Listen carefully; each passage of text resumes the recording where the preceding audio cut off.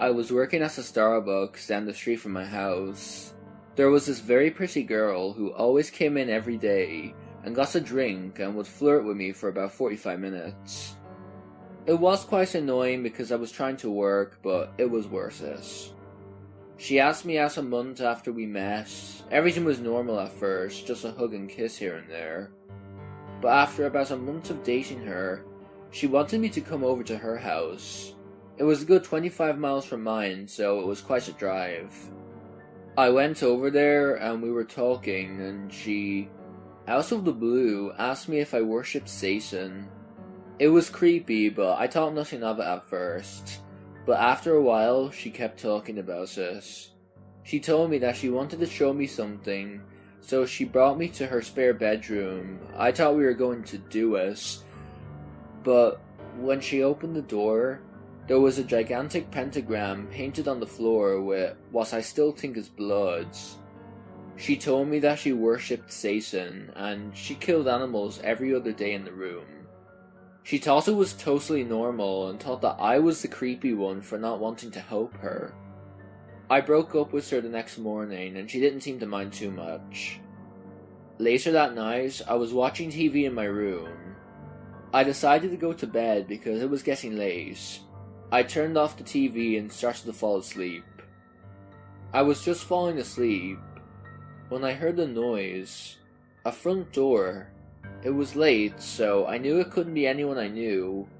I grabbed my .22 handgun out of my dresser, thinking it was a robber, and went down to see what was happening. I got down there, and someone was trying to break the lock. I yelled to go away unless I had a gun. I couldn't look out a window because it was dark and there wasn't a window in the door. The noise stopped and I heard footsteps leading away from my house. I didn't want to go back to sleep. I was just settling down again when I heard the back gate open and close slowly, like they were trying to be quiet. The same person was back again and was trying to go into the back.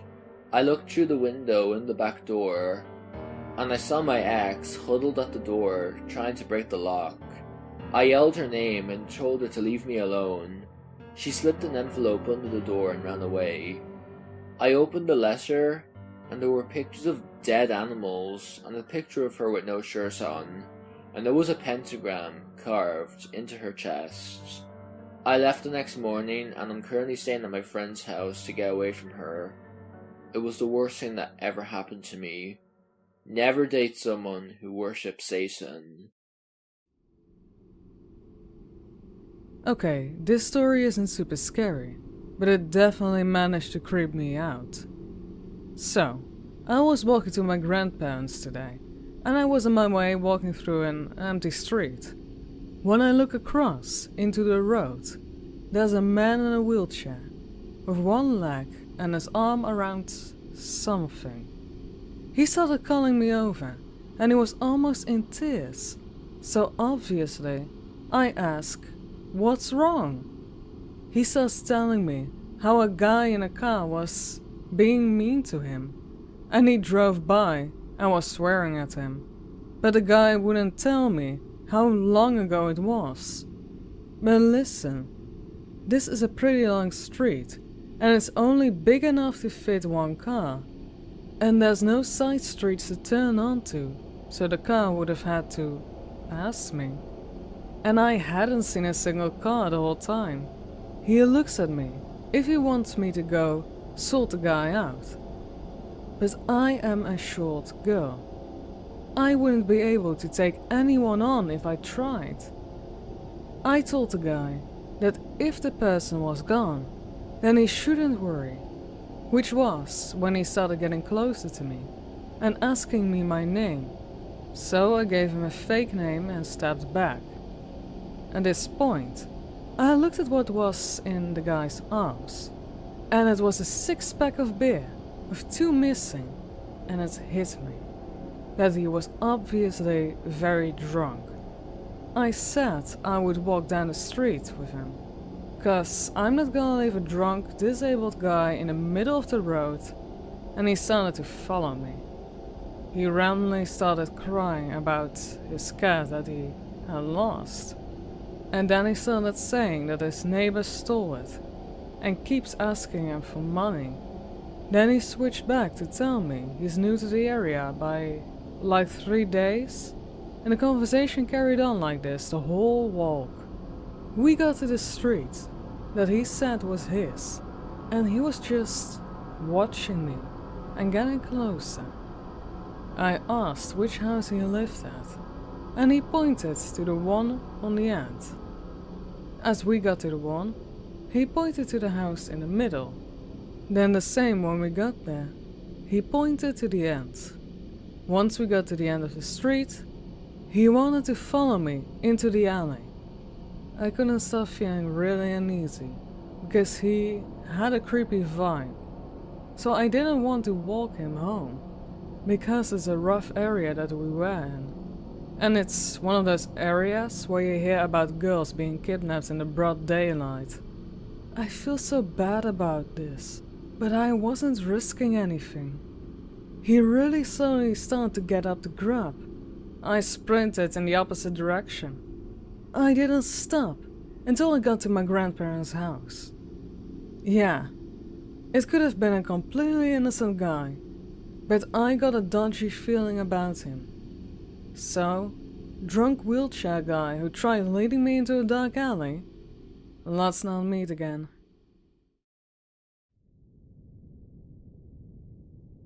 One evening, my mother and stepfather went out to some event. An extended dinner or a concert, I think. It's kinda hard to remember. I had stayed at home to work on a paper that was due the next day. I was one of those kids who procrastinated until the last minute, and spent the whole night working at the desk in my room. To give you a picture of the room, my desk faces a wall and sits next to a small window that's on the same wall, and from where I sit, my back faces my doorway. While I was working, I was wearing these grey headphones that I got for my birthday, the kind that are noise cancelling.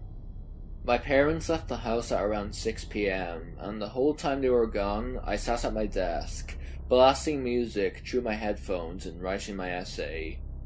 Occasionally, I would take breaks and watch the rain and lightning outside my window. We lived in Houston at the time, and there was a big storm that night. I never left my desk. My parents returned at around 11 PM. At some point late in the evening, I had removed my headphones. So when my parents came home, coincidentally just a few minutes after I took them off, I clearly heard the garage door open, and my parents opened the door to the house. Seconds after I hear them enter, I hear my mother shout my name. "Adrian?" she screams. "What on earth happened in here?" Confused, I get out of my chair and start walking through the house to them. There's only a small hallway that separates my room from the living room. Due to my rush to figure out why my mother was yelling, I paid little attention to the hall and house. After a few moments, I get to my parents. My mom looks livid. She's pointing at the carpet floor, yelling, "Was this you? Did you have any friends over?" I look down. The carpet's ruined. It's covered in muddy footprints. I frantically explained to her that I have no idea how those got there, and that I spent the whole night at my desk working on my paper. I watch as her face goes from anger to confusion to fear. We realize that someone else must have entered the house. Quickly, we scan the footprints, trying to make sense of the situation. It only takes us a few moments to figure out where they start. Our back door, which we usually left unlocked. Then we noticed something else. The footprints started at the back door, but there were no footprints exiting the back door. We hear something pounding through our house. We hear the front door get torn open, then slam shut with a sharp wham! We all run into the garage and lock the door. My mom starts shouting at the police through the phone. Please come quickly. Someone's just broken into our house." After what seems like hours, the police arrive. An officer stays with us in the garage as his partner goes through the house room by room. His partner tells us that it's safe to go back in, that there's no one in the house. Then she asks us a question. She asks us whose room is down the hall to the left. My parents look at me, and I tell the officer that it's mine. She asks us to follow her down the hall. As we go, it's easy to see that the footprints weave through my house from the back door. They go through the living room, through the small hallway, into my parents' room, which is down the hall to the right, and then turn around towards my room. They stop in my doorway. Then the officer points at my door, which I left open the whole night. On it in black Sharpie was written the following: My log, A47, I see you. A53, you forgot to lock the back door. A59, you seem focused. 947, look at me. 1015, look at me. 1037, look at me. 1049, look at me. For nearly 2 hours, someone stood in my doorway watching me. To this day, I shudder to think about what would have happened if I had ever turned around and looked at them.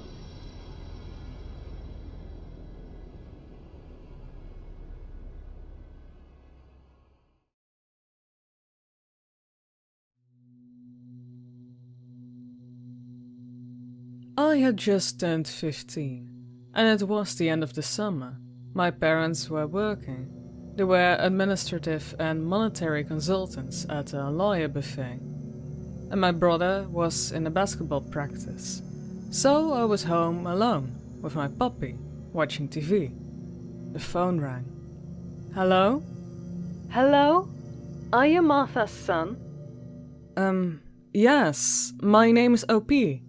Who asks? Oh, my name is Janice. Your mother and I have been working together for 5 years at Le Chateau Lawyer Buffet. I have never seen or heard Jeanette. My parents always keep their jobs and personal lives miles apart. But I always knew who she was. My mom always spoke about her. She was the personal assistant of one of the buffet's owners. Oh, yeah, Janice. My mom is not here at the moment. What can I help you with? Oh, OP, I'm so sorry. But Mr. Delagdo called me. Your mom and dad are in court. There seemed to be trouble. And he is just arriving there. A fraud allegation, he said. They can't call due to the legal proceedings. But can I have your cell phone number? Mr. Delgado will call you right away, so he can explain you better. Yeah, sure. It's 1234567 Don't worry, OP. I'm sure it's nothing serious. Take care. She ended the call. Don't worry. I was scared shitless. My mom and dad would never commit a crime. Or, I think so.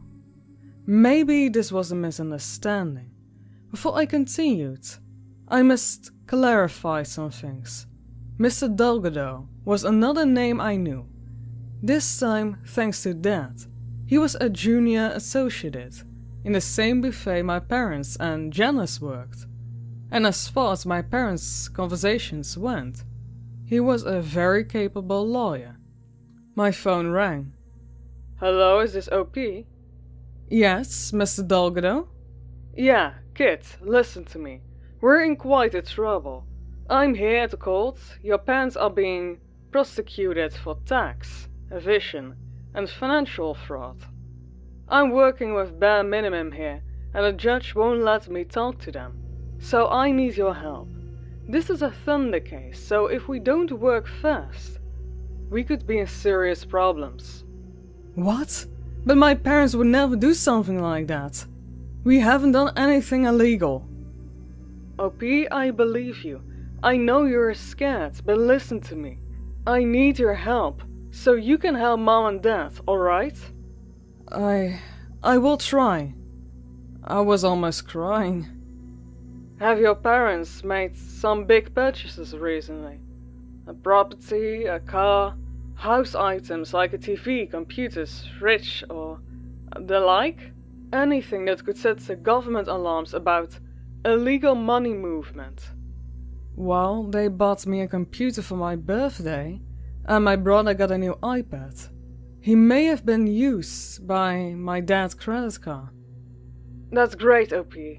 That could be part of it. Anything else? Not that I can remember. Maybe they just took an extra large sum of cash from the bank. Do you have access to the safe? Your dad said you have one. Safe? We don't have a safe. Not that I'm aware of. I don't know what you're talking about. Damn, I thought he told you about it. Maybe because you're too young. Your brother didn't know either. Have you talked to Josh? My brother? I was going to call him, but he rarely answers when he is playing. Yeah, Janice spoke to him before calling you. OP, you can't call your brother, nor your parents. This kind of producers are really sketchy. Your parents' cell phones are held by the police, and I'm sure they are going to track calls.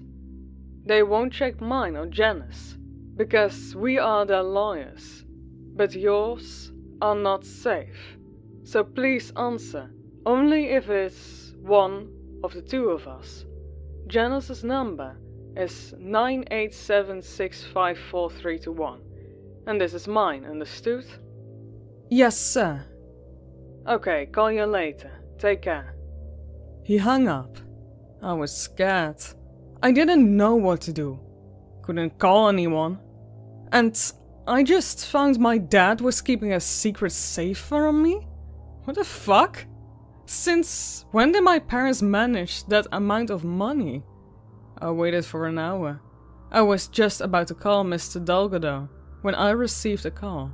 The number was Janice. OP, sweetie, how are you? I'm fine. My voice was shaking. Oh baby, don't cry. We are going to solve this together. I know this is going to end well. Mr. Delgado was able to speak to Philip. It's my dad. And they had made a deal with the prosecution. They were going to do a home check to see if there are any stolen items or fraudulent assets. And all of this will be over. That's amazing, Janice. I know. But that brings us to another problem. These break-ins are sometimes done by unscrupulous people. And they will take anything they consider valuable as evidence. And will never return it.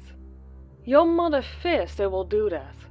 Especially to her jewelry. And most importantly, her wedding ring. You need to take it all out, including the computers. We already told the judge about them, and he discarded them as the cause. But we don't know if the agents will respect the verdict. Mr. Delgado is going to pick the things up. Oh, wait. I don't know where my mom keeps her jewels or wedding ring. She never used it because it was too small for her finger after she gained some weight. They must be in a room. Just look for those you can save. Worry about those that could look suspicious. Okay, but does Mr. Delgado know where I live? Yes, sweetie. He will wait for you in the park on the other side of the street. Be ready in 30 minutes. She hung up, and I did what I was told. I went to the house, searching for anything that looked expensive, and put it in my backpack. I was able to find Mom's ring and other gold jewels. I also packed my brother's laptop and my old computer. Better be safe, I thought. I went to the park and waited. Mere minutes later, I saw a black SUV, made a turn and parked on the other side. A bald man in a suit came out and made MI signs. When it came close, about 3/4 of the distance between us. Maybe 110, 130 meters, give or take. My survival instinct finally kicked off. Mr. Delgado? Yes, boy, it's me. That was the voice on the cell phone, no doubt about that. But there was something off. Mr. Delgado was a junior associate. As I told you, my father always said how he was an intelligent young man. That would go very far. The guy in front of me was at least in his 40s, not young at all. I stopped, so the man came closer. Is there a problem? Are you alright? His fatherly tone was almost enough to make me put my guards down again. Almost. No, I'm fine. Well then, let's go. Your parents are waiting. Sorry? What? Where are we going? To court, obviously. You can't be here when the police does the checkup. The alarm has gone over my head, and its volume was just increasing. In that moment, I finally started putting pieces together. Mistakes in the stories. Some illogical points they have made. This was wrong. There was something wrong in here. I needed to get away from there as fast as I could. There was a problem. Mr. Delgado had company. I could see in the SUV there was another man in the driving place. The park was totally empty, and my house was too far away to sprint. No one in the streets either. I was alone, until I remembered I was not. He looked at me, very suspicious, like he knew something had changed. Kids, let's go. My puppy! What? I can leave my puppy alone, he's just a few months old. He was my other birthday present. But I need to go for him, it's important. We don't have time for the dog. I was making time. I needed him to believe I was still in his game, until someone arrived in the area. It was still a public park in summer. It was bound to happen sooner or later. More likely sooner. I think he knew the same, whoever he was. He knew he couldn't stay in an open too long. Fine, go for the puppy. But give me the backpack. It looks heavy. It will only make you go slower. Shit. I didn't want to, but I gave it to him. It would at least appease him somehow, if I refused. Who knows what he could do? And I went away. I didn't run. I just walked, trying to keep calm, trying to keep my charade, until I was sure the distance between us was enough. And I speed up to 10,000. Never have I ever run that fast. I didn't know it was possible for me to go that fast. As I was getting farther, I could hear the SUV engine as it started and went its way. It stopped. I was in front of my house and broke apart. I was crying. I was shouting, scared, sad, mad. How could I have been that stupid? My neighbor hit me. It came at that moment. She must have thought I was having a panic attack. Maybe I was, and hugged me, trying to calm me down. I told her everything, and she was the one who called my mother. My mom was in our home in 15 minutes. The magic of love, as she normally took 45. After that, and hugged me so tight. I was still terrified, and would still be, long time after the incident. Till this day, I'm unable to answer a phone call of an unknown number, without feeling a pain in my stomach. And in general, I hate phone calls. Only text is what I say to my everyone I meet. I gave away the equivalent of $5,000 in electronics, jewels, and some spare cash I had found. I gave away my mom's wedding ring and 2 family heirlooms. I gave away my birthday present and the iPad my brother had spent all year saving for. In a moment, I just hated myself.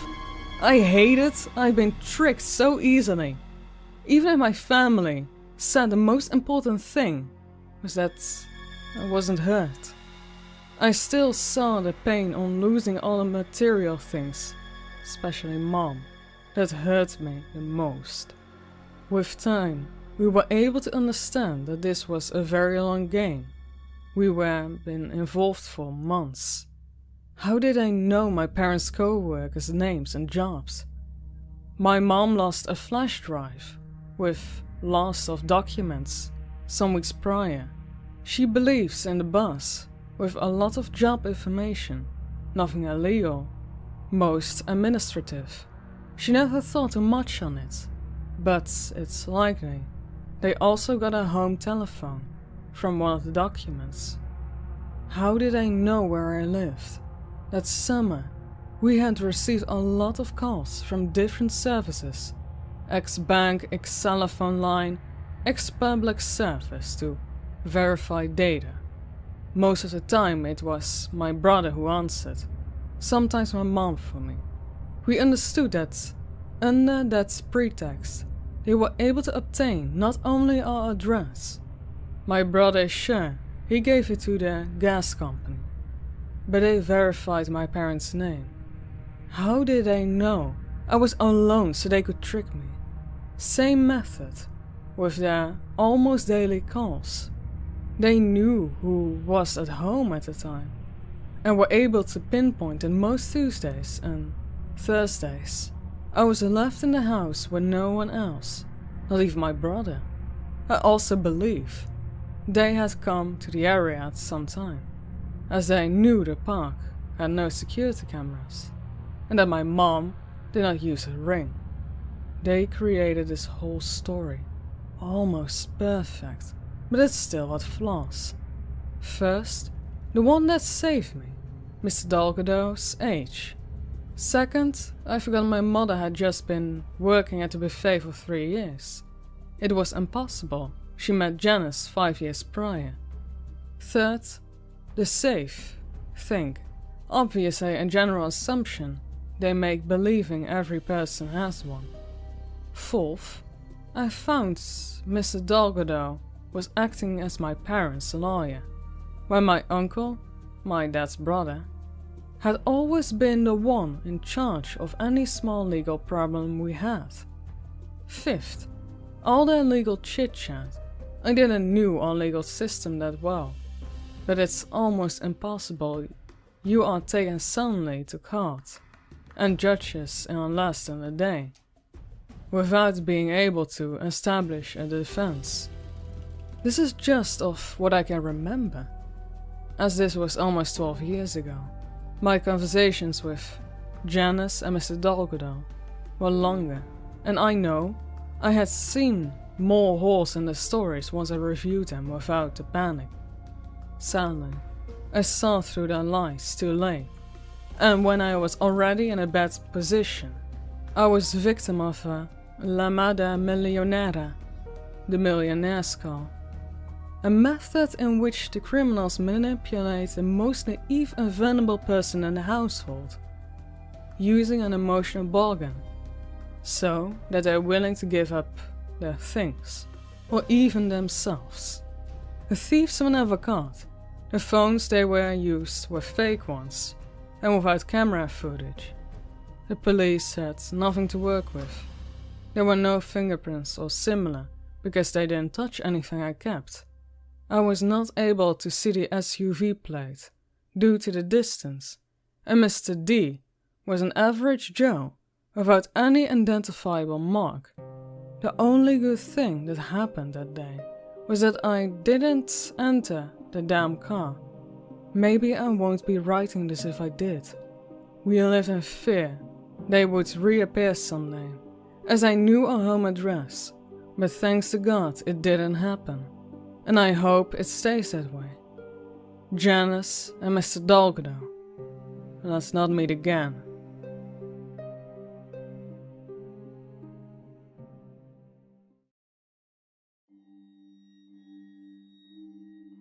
This happened about 4 years ago. I live in the resort community and started working for a local real estate agent, taking photos of homes for sale. I usually photograph 3 to 4 homes a week, lakefronts and shacks alike. I had seen unusual things, like the occasional hidden room or unique art collection left behind, but I never encountered anything scary until this happened. It was a summer day, warm and bright. I knew the neighborhood I was heading to and had no concerns about safety. The area was very suburban for the mountain, with a large park and school nearby. I packed up my camera and drove 20 minutes to the home. Upon arrival, I began my session by taking pictures of the exterior. Nothing was out of the ordinary. After struggling to navigate the sharp slope the home was on, I managed to snap its sides and rear deck. It was time now for interior shots. I proceeded to the front, entered the lockbox code, and tried to unlock the front door. As I was fumbling with it, I felt overwhelmingly uncomfortable. Something washed over me in that moment, and I knew I shouldn't be there. I finally opened the door and found the house completely destroyed. The living room was a sea of debris, an EMT board laid in the middle, with a charred doll beside it. Holes littered the walls, light bulbs were smashed all over. It was a scene straight out of a horror movie. I immediately closed the door, walked to my car as fast as I could, and called the agent. I told the agent that she would need to find someone else to take pictures of this house. She told me she had seen homes that were less than welcoming, but we both had a job to do, and she could not complete hers without me doing mine. I left the property, but decided I didn't want to lose my job over this. I called my father, who lived locally, and asked if he would accompany me to the house. In all my days, I had never heard my dad discuss anything remotely spooky. He's a very no-nonsense kind of man, and simply would not tolerate talk of ghosts or witches. Therefore, I thought he'd be perfect for this assignment. I arranged to pick him up at his house in 30 minutes. My heart sank a little as I pulled up to my parents' house, and my dad's truck was gone. My mom came running out, purse in hand, to tell me that my father had to leave for work reasons, but that she'd go with me instead. She brought a flashlight and assured me that I'd be just fine. As we drove to the house, I described to her what had happened. Her cheeriness level came down a few notches, and I could tell she was slightly unnerved. We parked in front of the house, and I knew she didn't want to go inside. I didn't want her to go inside either. She came up with a solution. She'd call my cell phone and talk to me as I walked through the house. She'd stand right outside of the front door. I answered her call, turned on my flashlight, and headed in. Again, immediately upon entering, I was scared. And just for clarification here, I'm not easily scared. I'm not one to see or feel things of that nature, ever. So the fact that I was actually feeling something terrified me. By this time, it was later in the day, and the house was positioned in such a way that it was completely shaded off from the sun. The electricity was off, and it was dark. Very dark. My mother was on the phone, telling me to breathe. I can't hear you breathing. Are you that scared? Is it that bad? I had a hard time speaking as I took in what I saw. The toilets were completely black on the insides. The kitchen had blackish, reddish smears all over the counters. Children's toys were mixed in with porn magazines lying on the floor. I just kept clicking, trying not to focus on any one of the deeply disturbing things inside this house. I went as quickly as I could through the main level. I then came to a set of stairs leading down. I told my mother through the cell phone that I was heading down. She continued to reassure me and told me to hurry up and get it over with. I began walking extremely cautiously down the steps one at a time. The steps led to a landing and then turned the corner, so all I could see was a white wall at the bottom. I had this immense feeling that I was going to see something horrific once I turned that corner. I was 2 or 3 steps away from the landing when I heard it. A scream coming from my phone. Not a mild scream, but a blood-curdling scream. Like someone was being murdered on the other end of the line. My mom. I have never ran, nor have I since, as fast as I did running up those stairs. I completely expected to find my mom lying lifeless just outside of the house. I got to the top of the stairs, and there she was, standing there, looking completely terrified and perplexed. I grabbed her hand and we ran to the car. We drove for nearly 5 minutes before one of us said anything. Then she turned to me and said, "Tell me why you were screaming." I told her that I thought it was her. Neither of us were screaming, but both of us, for a certainty, heard a woman screaming for her life on that phone. We stopped at a grocery store parking lot and just sat there, trying to catch our breath. When I got home, I uploaded the pictures, without actually looking at them, and sent them to the real estate agents. I told her she'd have to do the editing on her own, as I would not have them on my computer. I then deleted the email and every single image. Because of that, I don't know the address of the house, nor have I driven by it since. In hindsight, I would have liked to have researched the history of the property,